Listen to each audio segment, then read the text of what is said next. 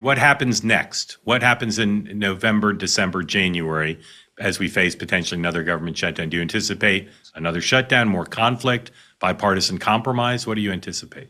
I definitely don't anticipate a shutdown. I think folks have learned their lesson. And to Rich's point, what was going to be the outcome? It was always going to be that somebody had to acquiesce, and Democrats were the people most likely to do it. I think Schumer backed himself into a corner when he spoke very confidently early on, and he said, Democrats are winning, Democrats are winning. And I don't think you ever say that you're winning in a shutdown, especially when people on the outside are hurting.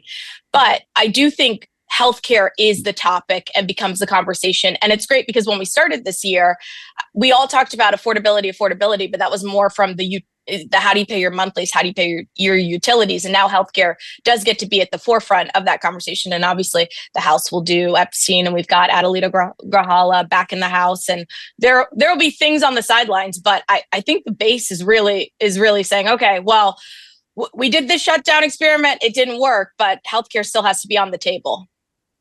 Rich, how do you anticipate the next couple months playing out?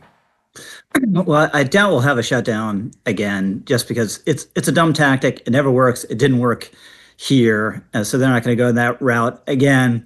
I just think they got nothing, right? They got a promise of a vote in the Senate. They didn't get a guarantee it's going to pass. Obviously, they didn't get a promise of a vote in the House. They didn't get a promise that Trump's going to sign anything. But this is clearly a vulnerability for Republicans, and it has been for a very long time. They don't have a legitimate alternative, a consensus party alternative to Obamacare. And this is about 12, 15 years too late coming up with one. But I think they will, if they're smart, at least offer some ideas and put them on the floor, even knowing they're not going to pass, to make the point, we have a better way, we have an alternative to deal with the spiraling costs, which Obamacare was supposed to address, and instead is made worse.